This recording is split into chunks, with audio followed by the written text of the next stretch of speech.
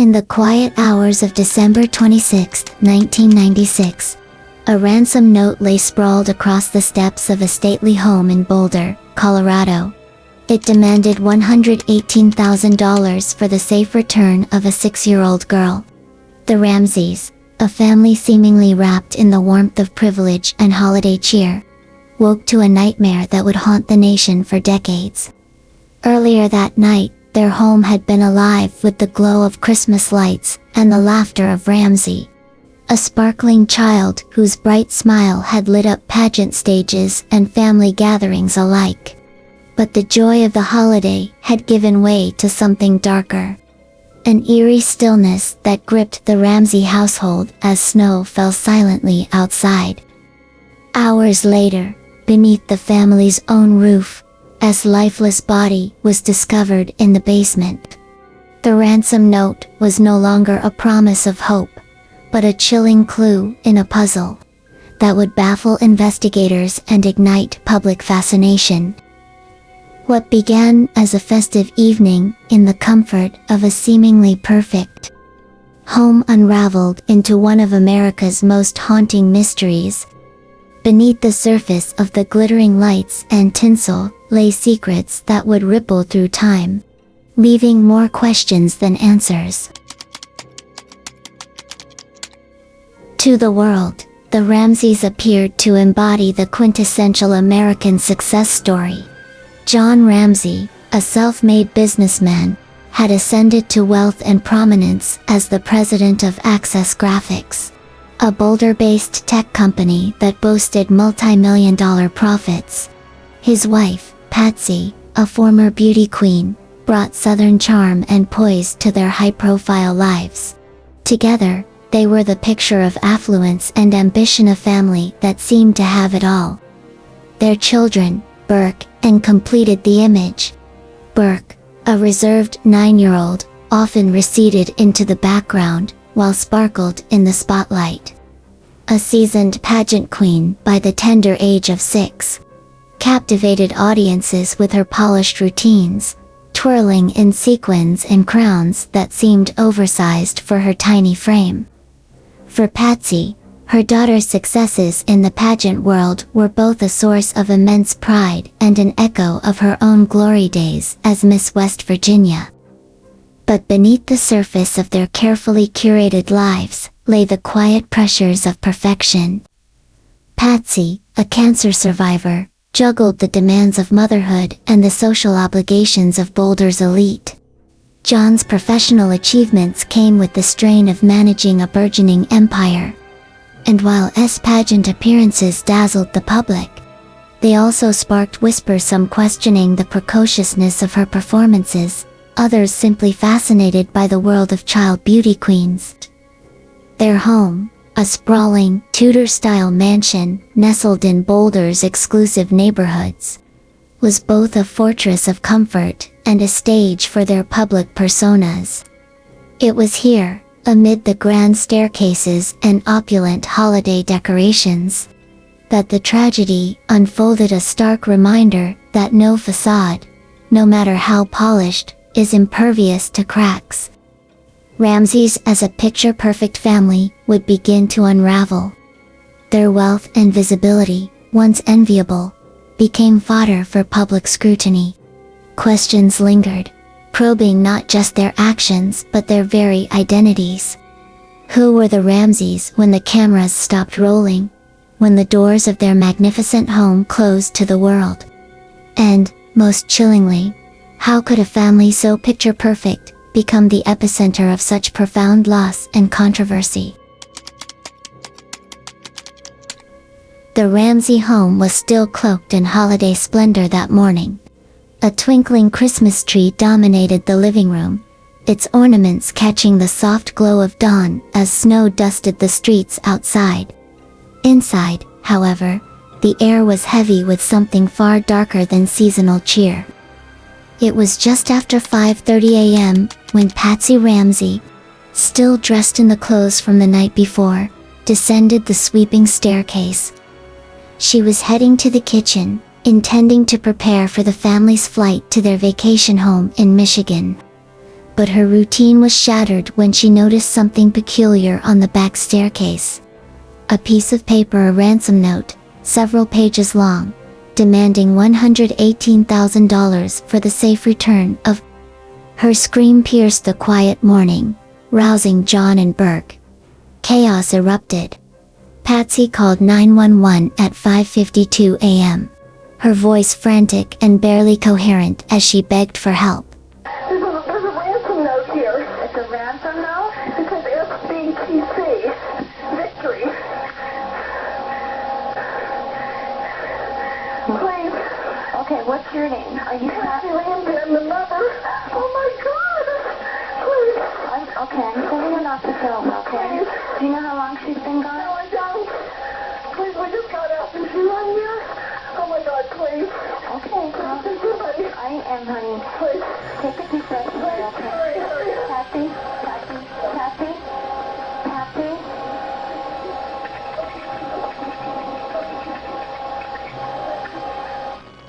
The Boulder police arrived within minutes, but their response, marked by procedural errors and misplaced assumptions, would later become a point of controversy.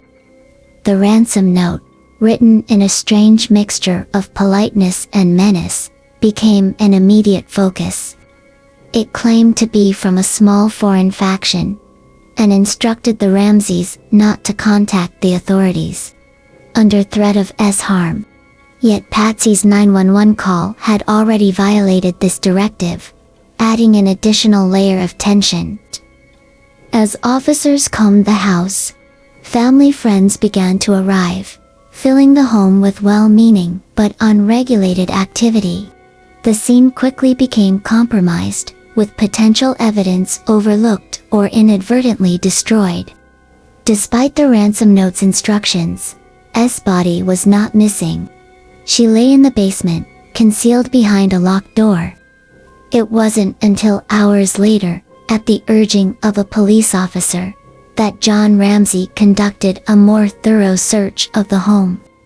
In the wine cellar, he found his daughter was bound, her mouth covered with duct tape, and a garrote made from a cord and broken paintbrush handle wrapped tightly around her neck. John carried her lifeless body upstairs, shattering any semblance of hope. That morning, the Ramsey home transformed from a festive sanctuary into a crime scene. The discovery of S. body shifted the case from a potential kidnapping to a homicide, setting the stage for one of the most controversial investigations in modern American history. From the moment S. body was discovered, the investigation seemed doomed by disarray and missteps. The Boulder Police Department, unaccustomed to handling high-profile homicide cases, struggled to maintain control of the situation. Within hours, the scene at the Ramsey home was teeming with family friends, clergy, and police officers, many of whom unknowingly contaminated potential evidence. One of the first glaring errors was the failure to secure the crime scene. Friends cleaned surfaces, moved objects, and comforted the Ramseys, inadvertently tampering with crucial forensic details. Even John Ramsey's discovery of his daughter's body further muddied the waters. When he carried her upstairs, he disrupted a scene that could have held key clues. As investigators began piecing together the events, the ransom note emerged as a focal point of suspicion. Its length, 2.5 pages, was highly unusual for a kidnapping note, and its language alternated between melodramatic and peculiar. Experts questioned its authenticity, speculating that it might have been written within the Ramsey home, as the notepad and pen used were later found there. Tensions between the Boulder Police Department and the Ramseys deepened. The couple's reluctance to immediately comply with police interviews raised eyebrows, leading some to speculate about their involvement. Public opinion quickly polarized, fueled by leaks to the media suggesting the family was not cooperating. However, their defenders argued that the Ramseys were grieving parents being subjected to undue scrutiny. Theories abounded. Some detectives believed had been killed by an intruder who entered through a basement window, a broken latch providing a potential point of entry. Others posited that the crime was staged to cover up an accidental death within the family. Evidence seemed to support both narratives. The garrote and intricate knot tying suggested premeditation, while signs of possible sexual assault deepened the mystery. Adding to the confusion was the failure to secure forensic evidence in a timely manner. Fibers, DNA, and other physical traces were collected inconsistently, leaving critical gaps in the investigation. Even the autopsy, which confirmed strangulation and a severe head injury as causes of death, raised as many questions as it answered. As days turned into weeks, the case grew colder. The Boulder police and the district attorney's office embroiled in a battle over control. What should have been a meticulous investigation unraveled, leaving a trail of missed opportunities and unanswered questions. The case was rapidly becoming a national obsession, a tragic symbol of investigative failure. As news of Ramsey's tragic death broke, the story quickly spiraled into a media spectacle unlike anything the nation had seen. By December 27, 1996, her image was splashed across television screens, newspapers, and magazines, her sparkling smile and elaborate pageant costumes igniting both fascination and controversy. The media frenzy was fueled by the case's perfect storm of intrigue.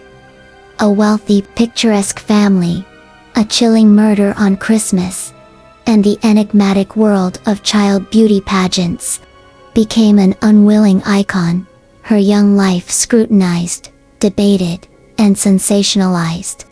The narrative quickly took on a life of its own, with coverage often prioritizing spectacle over sensitivity. The beauty pageant footage struck a nerve with the public.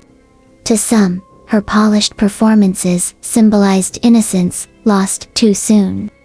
To others, they raised uncomfortable questions about the pressures placed on children. Debates raged over whether the pageant world had made her a target, or if it reflected deeper issues within the Ramsey family. As the media clamored for every detail, leaks from within the investigation stoked the fire. Reports emerged of potential family involvement, turning public curiosity into outright suspicion. The Ramseys were scrutinized not just as grieving parents, but as possible perpetrators. Their every move Potsy's emotional television interviews. John's measured responses was dissected by armchair detectives and TV pundits alike. The tabloid press reveled in the case's lurid elements, spinning theories that veered into the absurd. Was the ransom note a bizarre attempt at misdirection? Could the garrote indicate a connection to a sadistic killer? Some outlets claimed a pageant underworld might have been involved. The Ramseys' wealth, their lifestyle, and even their friends became subjects of public speculation. By 1999's murder had evolved into a cultural phenomenon. True crime specials, unauthorized biographies, and talk show segments flooded the airwaves. The case sparked broader conversations about the exploitation of children, class divides, and the ethics of media coverage. For the Ramseys, the glare of the media spotlight was both relentless and deeply personal. Every tear, every statement, every misstep was amplified and criticized, leaving the family trapped in a web of suspicion and public judgment. In the court of public opinion, the case wasn't just about justice, it was entertainment. And for that spotlight was a legacy she never asked for. As the investigation into Ramsey's murder stretched into months and then years, theories and suspects proliferated, each adding another layer of complexity to an already bewildering case. the whispers of who could have committed such a horrific act grew louder, often fueled by media speculation and leaked details from the investigation. The initial suspicion fell squarely on the Ramsey family themselves. Investigators were particularly struck by the peculiar ransom note, which seemed overly long and theatrical, bearing phrases like foreign faction, and a demand for $118,000, the exact amount of John Ramsey's Christmas bonus. Many questioned whether it was a deliberate misdirection, pointing to Patsy Ramsey as the author. Handwriting analysis was inconclusive, but the tone and phrasing fueled endless speculation. John Ramsey, too, came under scrutiny. His swift discovery of S. body in the wine cellar, after police had searched the house earlier, raised questions. Critics wondered if his business success and affluence had afforded him influence that stymied the investigation. Patsy's public persona, tearful yet poised, was dissected mercilessly, with detractors accusing her of overacting, while others defended her as a grieving mother caught in a nightmare. Outside the Ramsey household, attention turned to family acquaintances and strangers alike. A local Santa Claus performer, Bill McReynolds, became a figure of interest due to his unusual fascination with and his presence at a holiday party shortly before her death. McReynolds, however, was cleared after extensive investigation. John Mark Carr, a teacher with a history of inappropriate behavior, confessed to the crime in 2006, claiming an unsettling obsession with his confession, grabbed international headlines, but ultimately proved hollow.